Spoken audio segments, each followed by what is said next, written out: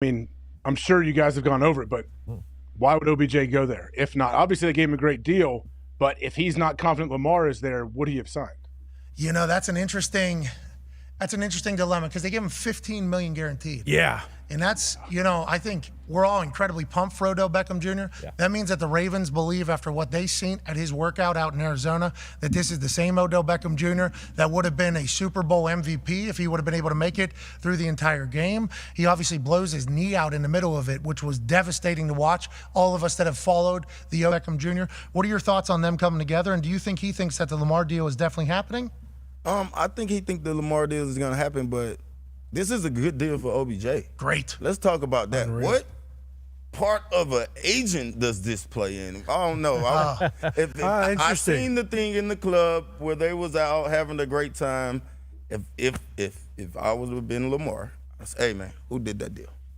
Because it's an unbelievable deal. He got a chance to make $20 million. Nobody in free agency have got more money than him. Really, pretty much guaranteed. That's haven't played in the whole year. So, like this is a big deal for Lamar. I mean, for OBJ. I think this is good, though. I do think it's been some talks between him and Lamar, if I had to bet, like, hey, look, I'm close to getting it done. Yeah, because Lamar's with him the night he signs and talks to him beforehand. OBJ had to test the temperature, you would think. You test the temperature on your – are you going to sit out? People are saying you're sitting out a year. But maybe just – But he did give the Jets. Go ahead. He did give the Jets another chance. So, like, is that on the other side? Is that, like – he just wanted to play with Rodgers more, even though that deal's not done yet? Or he's trying to get more money. Yeah, I think he saw $15 million and was like, I'm going to be a number one. Yeah, gotta go get it. Snoop made the Pro Bowl last year. Right. Monken is a guy that uses me in his offense. Like, I don't know if the Lamar thing is necessarily as important to it all, but they were out together. They had to have talked, and it seems like it's great news for Ravens fans that Lamar's going to be back. Well, and we mentioned it yesterday, or you mentioned it, like how this is kind of the Ravens showing him that, like, they're willing to go all in, but isn't it also possible that this is still just, like, all this really does is extend their window maybe 1 to 2. Like, it's possible Lamar still just plays on the tag and then plays on the tag again and is still out the door. Like, Odell's deal is, there's the 4 void years on it or whatever, but it's still ostensibly like a 1-year deal. So, like, it's possible that, this is kind of just like, hey, we'll just extend our window for a year or two here because we know that everything with Lamar is still kind of at the point of no return. And him reaching out to the Jets, it's like, that does make sense, but also if he could get that contract in a New York market, he probably knows, like, hey, there's even more money if I can get this same exact deal. But Lamar's got to be pumped because would this kind of maybe lean him to come off whatever his number is just because incentive-wise he wouldn't feel better about the passing numbers with Odell? Hell no, Lamar not coming off his number. He was guaranteed. Right. He might have told OBJ, hey, look, I'm going to go and play for this $43 million. Now, that's might be in a conversation. Hey, look, we're going to go play 1 year, bro. No, the franchise? Yeah. Yeah, we'll just do 1 more year. Yeah. See how it goes. And if we win, the next deal is going to be big for paid. both of us. That's why I was actually enjoying while I was on hold listening to you guys and Pac-Man breaking this down because, look, let's just – I'm not the smartest guy in the world. Well, I just pretty close. Well, Up there. I can read the things that people write. So the last thing we heard from Lamar Jackson was, thank you, everybody in Baltimore. I will always love you. Goodbye. That's the last thing we heard from Lamar Jackson. Then the next thing that I saw when they signed Odell was, look who we got. So he's still considering himself part of we. Everyone I've had on Get Up the last couple of days says that they do not believe that Odell would have gone to Baltimore without some assurance from Lamar that he was coming back. Here's the only thing I will say.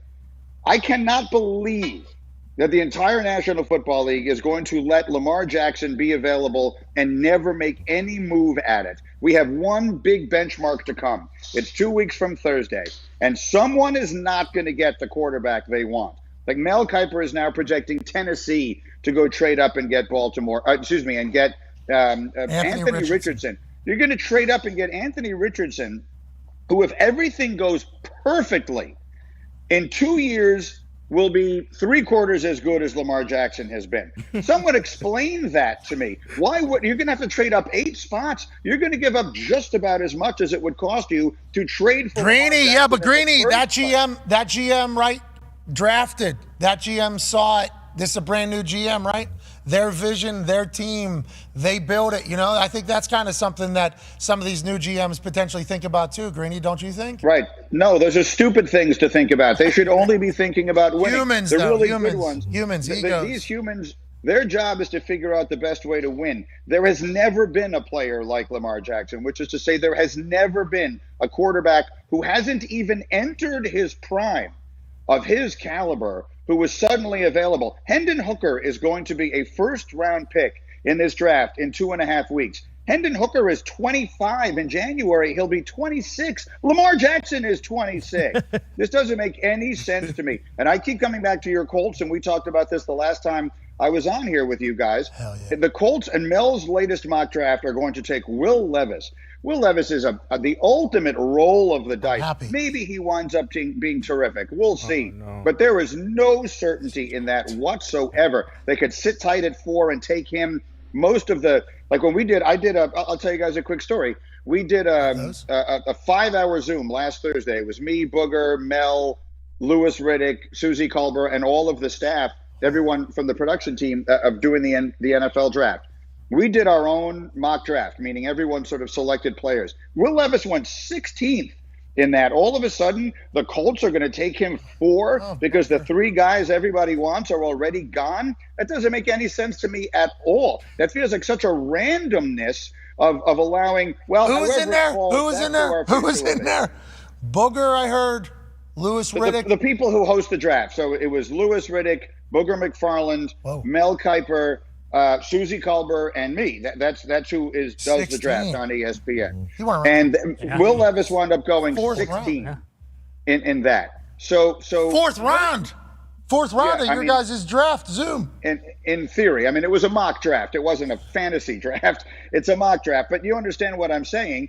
He is at best a mid-first round player. In a real universe where we didn't overvalue quarterbacks to the degree that we do now, he probably wouldn't even go in the first round. There were so many questions about him. And yet the Colts are going to build their future around him when Lamar freaking Jackson is sitting there available for probably not much more than it would cost you to trade up in this draft and some money. You're making a lot of sense. I don't understand it at all. Yeah, well, Will Levis, just to be clear, if he becomes an Indianapolis Colt, pumps your hair, pal. Yeah. He's jacked. Will Levis, just to be clear, if he becomes an Indianapolis Colt, pumps your hair, pal. Yeah. He's jacked. He's so jocked. With that being said, Lamar Jackson is a Colt.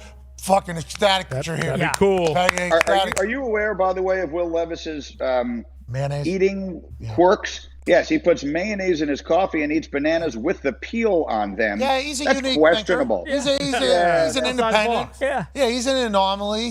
He doesn't let people tell him what to do. Nope. It might taste like shit, sure, but he's not letting somebody else tell him how to eat his banana. Exactly. He's not letting. Isn't decision making one of the most important characteristics in a successful quarterback? Are we happy with the decisions he's making when it comes there? All right, let's get back to the business of this. I don't understand, Pac-Man. I was enjoying listening to your analysis of this as I was waiting to come on.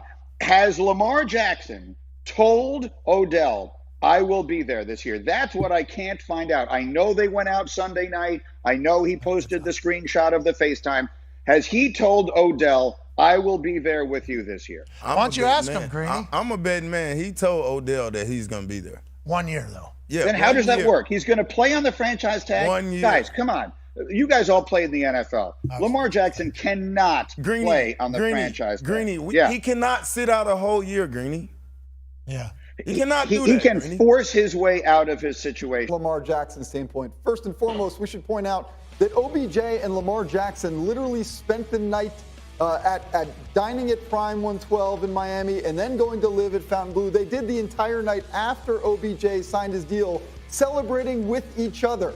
This is Odell Beckham Jr. going to the team where Lamar Jackson just a few short weeks ago announced to the NFL he wanted to be traded. Right. So things have dramatically shifted, and we don't even need to hear the words from Lamar Jackson's mouth at this point to assume so. Because, by the way, the Baltimore Ravens also are a smart organization. They didn't just spend $15 million guaranteed on Odell Beckham when the market suggested that is way overpaying for the player. This is absolutely, without question, doing a favor, in part, for Lamar Jackson to stay in his good graces. This, if you're a Baltimore Ravens fan, is great news and huge news. Well, look, I mean, if Odell is healthy enough to be, most of what he has been throughout his career, he's coming off the 2 ACLs, he's the best receiver that they've had in the Lamar Jackson era and beyond. We had the note yesterday, RC, the Ravens have never had, they moved from Cleveland in 1996. They've never had a Pro Bowl wide receiver on their team in that entire time. So clearly Odell is a huge step up. But RC, help me again interpret all this. The only thing we've heard from Lamar Jackson in the last month was a goodbye to Baltimore post. Thank you to the fans for everything and everything else. So I'm having a very difficult time interpreting all of this. Well, listen, I disagree with Jeffrey Valentine Darlington on the fact that this was about doing Lamar a favor. Doing Lamar a favor would be giving Lamar his money. That's the type of favors I like. Give me this bread. You can keep an Odell Beckham Jr. if you make me super duper rich. And so I don't necessarily know if it's about that as much as Todd Monken, the new offensive coordinator, coming in and looking at this wide receiver room